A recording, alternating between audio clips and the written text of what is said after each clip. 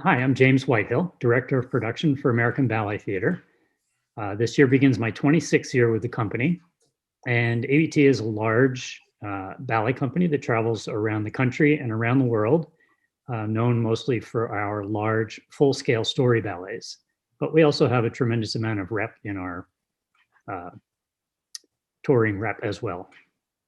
Hi, I'm Glenn Turner. I'm the Vice President in charge of production at the Kennedy Center for the Performing Arts. The Kennedy Center is the national cultural center for the United States. We are a living memorial in honor of John F. Kennedy.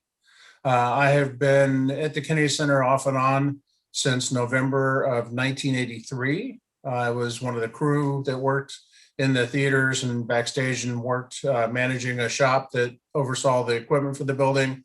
And then in June of 2016, I retired from being one of the crew and became the vice president. We do about 2,000 events and performances a year in the building. We're about a $200 million a year operation. And we have 9 stages altogether in the building. So in general, when we're touring with each one of our tour venues, we start about a year out talking to the venue to help decide what ballet we're going to perform there, what weeks we're going to perform there, and other tours that are happening in and around that tour that might impact travel or trucking. About 6 months before we arrive, we'll start to work on a schedule and start to refine the budget and talk about how many crew we need in order to run that ballet. That process spans from about 6 months out until about a month away. And in the final 4 weeks before we arrive, we send over final schedules. We refine the budget to the last dollar and start to make final plans for how many crew we need, how long it takes to set up, when we'll take breaks, and ultimately how much time we'll need before we open the curtain for the first time. So when we're on tour, depending on the ballet, we travel with anywhere from 2 to 9 or 10 trailers, each of those being a 53-foot trailer pulled by a semi. They're pulled from our warehouse in Secaucus, New Jersey. And those trailers include one trailer that's dedicated to our sprung floor and vinyl floors that the dancers need to be able to be safe and carry out their craft on. We have one trailer that's dedicated to lighting equipment so we can light them and see them. And then anywhere from 1 to 8 additional trailers for scenery, props, and costumes. And then one final support truck, which carries the point shoes, the crew's tools, and office supplies for the up to 130 traveling people who travel with the company whenever we tour. So, like Jamie said, we actually start planning sometimes 2 and 3 years out of when weeks that we can house a ballet company, when we're going to have, because the largest theater in the Kennedy Center, as far as the backstage, is the Opera House. And we share that with the Washington National Opera, which is the opera company that's part of the Kennedy Center. We also do all the large touring Broadway shows in that theater. So that theater, it's very seldom that theater has a week where it's not busy with a show. So we plan 2 to 3 years out what touring shows we're going to get in there. And we know that we have a week where it's going to be ABT. Sometimes we don't know until ABT the year before or so really starts to plan what they're going to tour with that year. So we've done some guesses as to what our budgets are going to look like, and then we redefine them. Jamie and I sharpen our pencils, and right up until sometimes midweek, we'll still try and figure out how to make things affordable and be as efficient as we can. Because it's expensive to do ballet, it's expensive to do opera, it's expensive to do all these shows. 53 trucks it's a lot of equipment. It's a lot of manpower. Every piece has to be taken off of trucks, carried into the theater, hung on pipes, laid on the floor, put together to make all that magic happen. So it's very very time consuming and very labor intensive. Love that people are there to watch.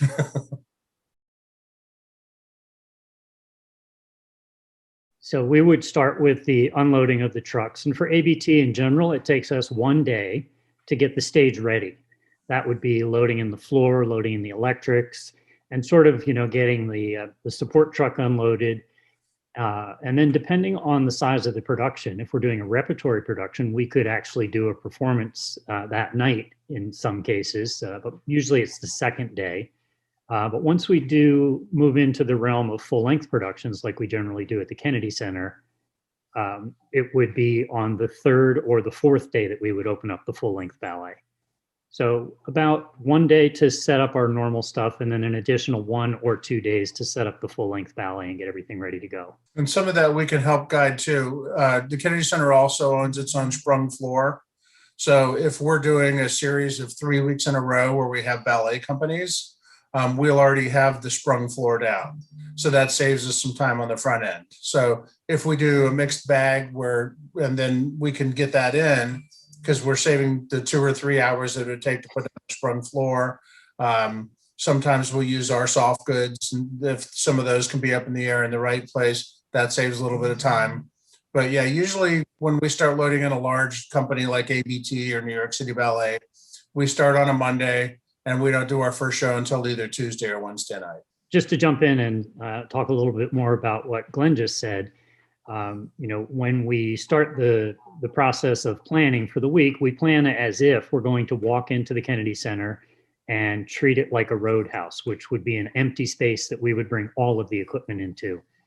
But in the planning process, as we lead up a little bit closer and we know what the Kennedy Center is doing in the week before we arrive and what we're doing on the weeks either side of when we're there, we could start to consider using house equipment for some of these things and, refine the budget. And that's where we get into the discussion that Glenn and I have multiple times throughout each one of those days to decide if there's a way that we can end an hour earlier on one particular day or start an hour later. And each one of those little hours in the day saves time and money and makes the week more affordable, as Glenn said, and sort of solidifies the ability for the Kennedy Center to present and for ABT to be able to come and visit.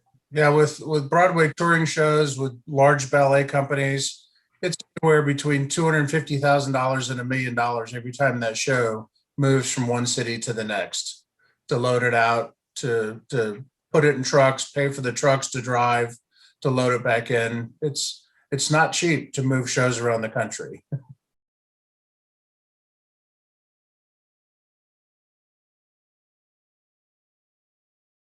ABT is what's called a yellow card show, and we have a contract with the IATSE Stagehand Union, and that means that we go into every venue, and each venue is meant to provide us with local IATSE stage crew to supplement our crew.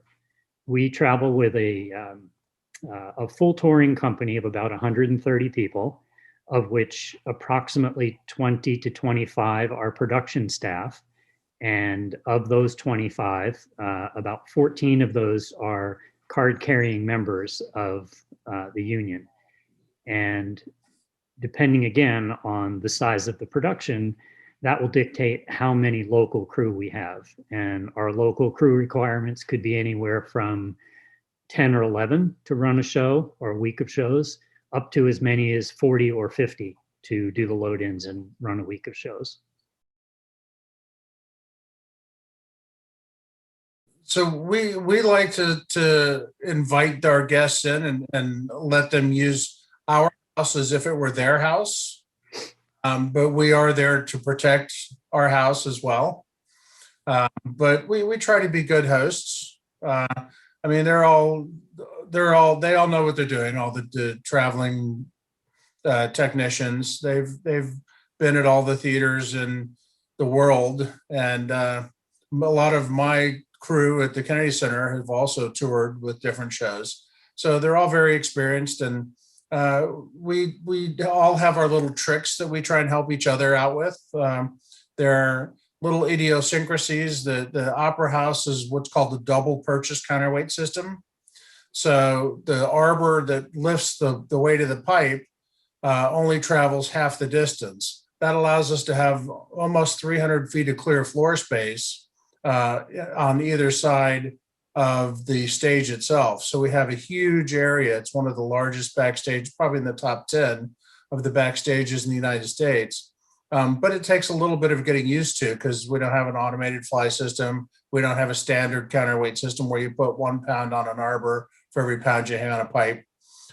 So we have a lot of tricks that we have at the Kennedy Center to try and help the load-ins and load-outs go a little faster and a little smoother and a little safer. But ultimately, we rely on the traveling crew because they know what we're hanging where. So as Glenn just pointed out, it's a very collaborative process. We rely on the Kennedy Center's expertise in their building and all of their crew who have worked on many of our productions for years and years and years, as well as the productions of other companies touring in. And as Glenn said, they as well tour. So when ABT comes into a venue, in particular the Kennedy Center, Glenn and I share the responsibilities on site. They're pretty clearly defined in that Glenn is in charge of the theater, I'm in charge of the production. But because of the collaborative nature of it, we're always talking about what each of us is doing so that we can really refine the process and really bring the show to the stage in the most efficient way, both in time and money as possible. From my perspective, amazingly enough, the Kennedy Center has been really very consistent in just exemplary work and time and time again, just really being able to put a show on stage without any big drama. There, of course, have been plenty of times when something has happened, and usually it's a weather-related incident. I'd say there are innumerable times when we've been either loading in by unloading the trucks into the theater or loading out, reloading the trucks after the end of the tour when we've gotten a massive snowstorm. And doesn't snow during the performance week, but has in fact snowed pretty heavily either for the in or the out. There was one year that I can remember that we actually, I believe, had to cancel a show because we got so much snow. There was one year where we were lucky enough to perform in April, and that meant that we were in DC at the height of cherry blossom season, which was really quite lovely. And I'd say that in all of the years of going to the Kennedy Center, one that I remember the most was a time when the Opera House was being renovated. And we still performed at the center, but we did a concert version of Romeo and Juliet at the Kennedy Center Concert Hall, which is right next door. Vastly different space. We really had to reimagine the entire process. Again, a big snowstorm during that load-in. But during that week, I got the opportunity to do a hard hat tour of the Opera House and stood on stage and looked out to where the house seats used to be. And there was excavation equipment and piles of concrete everywhere. So that was really quite something. Yeah, I remember that was the first time we built a stage extension in the concert hall to accommodate the ballet in the concert hall. And the concert hall is a traditional concert hall with no wings. It's all hardscape walls. And yeah, it was, we had to get very creative that year.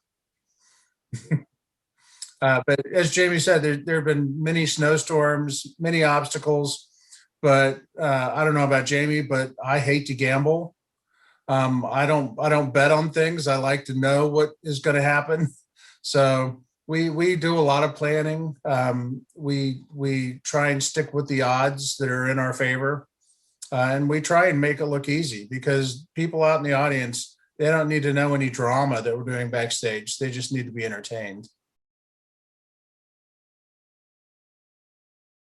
So as we touched on earlier in the conversation, the Kennedy Center is really a roadhouse. So when a touring group comes there, they walk into an empty theater.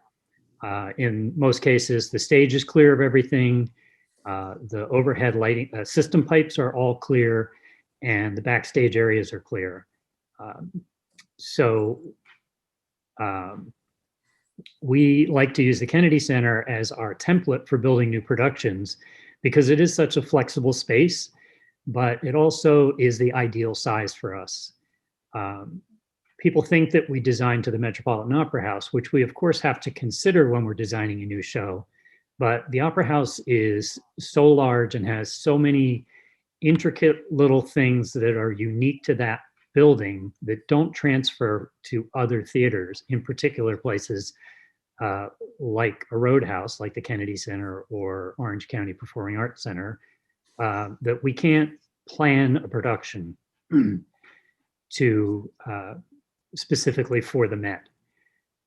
We do all the designs to a much more flexible space like the Kennedy Center, and then hopefully we get to open it there and then move it to the Metropolitan Opera House in the summer following our time at the Kennedy Center, and we'll make alterations. But all throughout the design process, we are thinking about the Kennedy Center as our baseline and the Metropolitan Opera House as the largest space we would go to, and then how we would tour it to a smaller space, and then how we would make adjustments to tour it internationally, which is a whole different ballgame. Tour with has to be able to fit into trucks or into sea containers, or so there's that whole aspect of everything that you design and build as well. Yes, agreed. We have to, besides the size of the production itself fitting on stage, we have to make sure that every piece of scenery breaks down small enough that it can fit inside the back of a truck or a sea container, and that all of our costume boxes can travel through a normal sized doorway in the theater, because you never know where the dressing room is going to be by comparison to where the trucks are.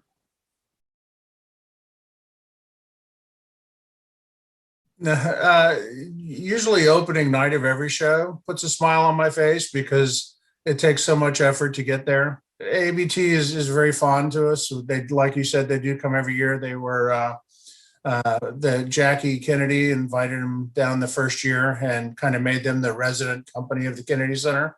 So there is an absolute fondness for ABT at the Kennedy Center, and it always has been. And I think this year with COVID is the first year where we actually didn't host them for an entire year, and we miss you guys. It's been a very difficult year. Yeah. A difficult year. And I think we should also just, it might be a good idea to mention that ABT in 2006 was decided by Congress that we would be anointed America's National Ballet Company, which seems to fit just perfectly with what Glenn said earlier about the Kennedy Center being the national theater of our country as well. National Cultural Center, yeah. One thing I'd like to add, and then Glenn, I think you should follow up by talking about what your loading situation is there and how it differs from most theaters. So what I'd like to say is that the Kennedy Center and their crew hold the record for the fastest load-ins and load-outs of any one of our shows in any city, anywhere in the world. Yeah, and the unique thing about the Kennedy Center is our front door is our loading dock. The front plaza where you'd come and you get out of your taxi cab to go to in your high heels and you have your ball gowns on. It's actually our loading dock. So we park tractor trailers right out in front of the building. There's great big doors that open up right to the backstage. So you actually have to get dropped off at the Kennedy Center, walk all the way through the Kennedy Center to come in the front of the theater, because the front of the Kennedy Center is the back wall of the back of the stage. So the nice thing is that I can park 6 tractor trailers in front of the Opera House at one time.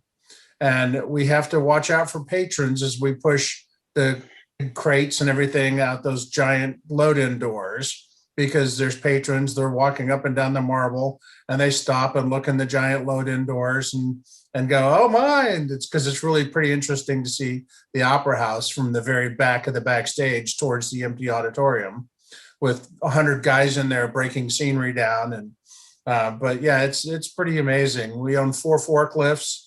Everything is a street load. We have no loading dock. So everything has to get lifted up into the trucks or ramped up into the trucks. So it's a pretty unique situation, but we do everything we can to make the best of it. And because we have so much space, we usually don't have to backload very many trucks, which means when a piece of scenery or lighting fixture come out of a case, in some theaters, they don't have room for that empty case. So it has to go back onto a truck empty. And then during the loadout, you have to take that empty crate or that case or the rack off of a truck to load it and then put it back on the truck. We have enough room backstage at the Opera House where all of the empties can stay backstage during the run of the show.